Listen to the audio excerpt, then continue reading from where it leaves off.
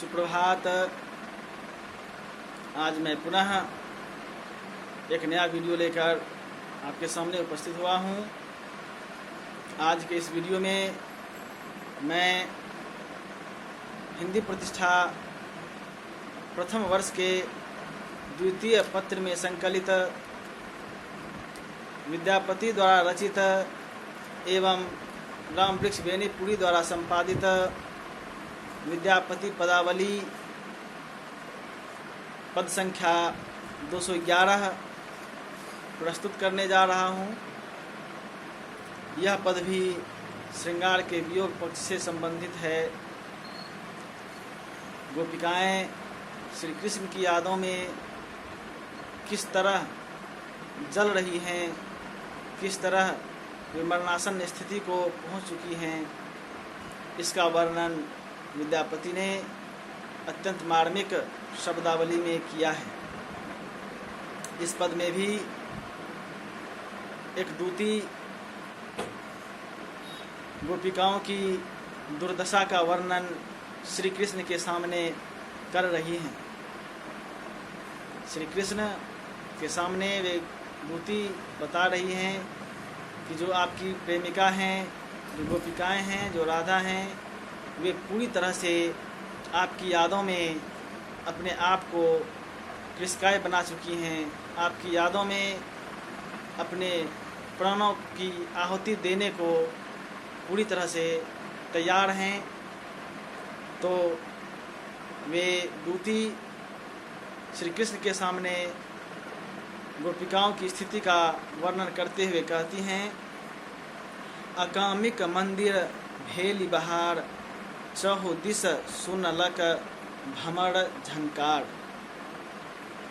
गोपिकाएं विरहावस्था को झेल रही थीं, विरहावस्था में पूरी तरह से व्यथित थीं और ऐसे ही अचानक से मंदिर में, जो श्री कृष्ण के मंदिर थे, जो देवताओं के मंदिर थे, वहाँ पर अकस्मात ही बाहर छा जाता है। चारों तरफ खुशियाँ फैल जाती हैं, प्रकाश फैल जाता है। अकामिक मंदिर भेली बहार, और चारों तरफ भ्रमर की झंकार, भौरे मंडराने लगे। चारों तरफ खुशियाँ दौड़ गईं और अचानक से यह घटना होने की वजह से जो विरहिणी गोपिकाएं हैं, उनके मन में भय सा उत्पन्न हो गया। अचानक से वे अचंभित हो गई और शरीर कमज़ोर होने की वजह से वे इस अचंभित स्थिति को झेल नहीं सकी।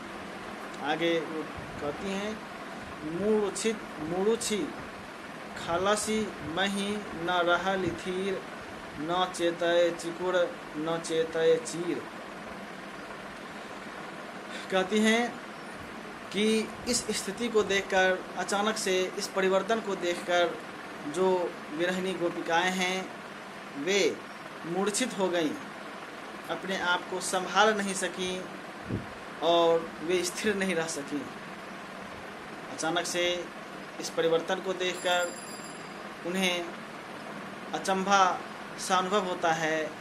वे पूरी तरह से विचलित हो उठती हैं और कृष्णकाय होने की वजह से वे वहीं गिर पड़ती हैं। वे अपने को संभाल नहीं पा रही थी, न वो स्थिर रह पा रही थी। न चेतय चिकुड़ न चेतय चीर।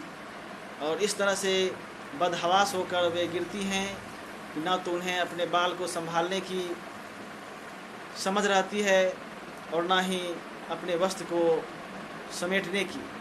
वे पूरी तरह से बेसुध होकर वहाँ गिर पड़ती हैं और उनके बाल, उनके वस्त्र वहीं पर बिखर जाते हैं। केउ सखी बेनी धुन, केउ सखी झार, केउ चानन अर गजही संभार। वे कह रही हैं श्री कृष्ण से कि उस स्थिति में जबकि गोपिकाएं गिर चुकी हैं, उस अचंभित स्थिति को देखकर मूर्छित हो चुकी हैं, तो उनकी सहेलियों को बहुत दुख होता है और वे उन गोपिकाओं को संभालने के लिए कोई उन्हें हवा कर रही हैं, पंखा उन्हें झल रही हैं, तो कोई उन्हें उनके वस्त्रों से, उनके शरीर से धूल झाड़ रही हैं। वे अचानक से जिस तरह गिर पड़ी कि इसको देखकर उनकी सहेलियां विचलित हो गईं, और कोई उन्हें पंखा झल रही हैं तो कोई उनके शरीर पर पली हुई, उनके कपड़े पर पड़ी हुई जो धूल है उसे झाड़ने में लग जाती हैं। केव चानन अर गजहि संभार, और कोई चंदन की लेप उनकी मस्तक पर लगा रही हैं, और कोई जो है कस्तूरी का लेप उन्हें लगा रही हैं, ताकि वे यथाशीघ्र होश में आएं। आगे वे कहती हैं, केव बोल मंत्र कान पर जोली, केव कोकिल खेद डाकहीं बोली। कुछ सखियाँ उनकी कानों में कुछ कुछ मंत्र पढ़ रही हैं, कहीं यदि उन्हें भूत पिशाच का प्रभाव उन पर होगा तो मंत्र पढ़ने से शायद वह भाग जाएगा, और कोई उनकी कानों में कोकिल कंठी तान के साथ गा गा कर उन्हें होश में लाने की कोशिश कर रही हैं। यानी जिस कदर गोपिकाएं, वो राधा बेहोश होती हैं, वह स्थिति देखकर उनकी सहेलियां डर जाती हैं, और उन्हें पुनः होश में लाने के लिए एक से एक प्रयास किया जा रहा था, उन्हें जगाने की कोशिश की जा रही थी।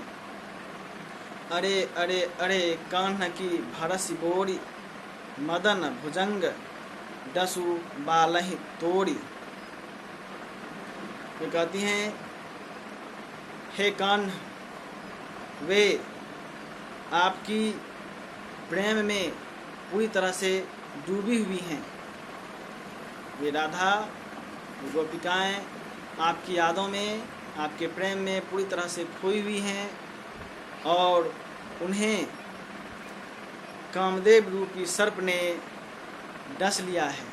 आपकी जो प्रेमिका है उसे कामदेव रूपी सर्प ने डस लिया है, और इसी कामदेव रूपी सर्प के डसने की वजह से वे मूर्छित हो गई हैं, और कई उपाय करने के बाद भी होश में आना संभव नहीं हो पा रहा है, वे होश में नहीं आ रही हैं। भनई विद्यापति एह रस भान, एह विष गारुहि एक पय कान। अंत में विद्यापति कहते हैं कि जिस तरह से उन गोपिकाओं को, राधा को कामदेव रूपी सर्प ने डस लिया है, तो इसका उपचार एक ही हो सकता है, उसका उपचार केवल गरुड़ ही कर सकते हैं। तो श्री कृष्ण को ही इस कामदेव रूपी सर्प को समाप्त करने के लिए गरुड़ का रूप धारण कर वहाँ जाना होगा, और वहाँ जाकर वे उस सर्प के दंशन को समाप्त कर अपनी प्रेमिका को होश में ला सकते हैं। तो दूती श्री कृष्ण से कहती हैं कि उन्हें, यानी गोपिकाओं को, राधा को काम रूपी सर्प ने जो डस लिया है उसे आप ही इस दंशन से मुक्त कर सकते हैं, उन्हें छुटकारा दिला सकते हैं।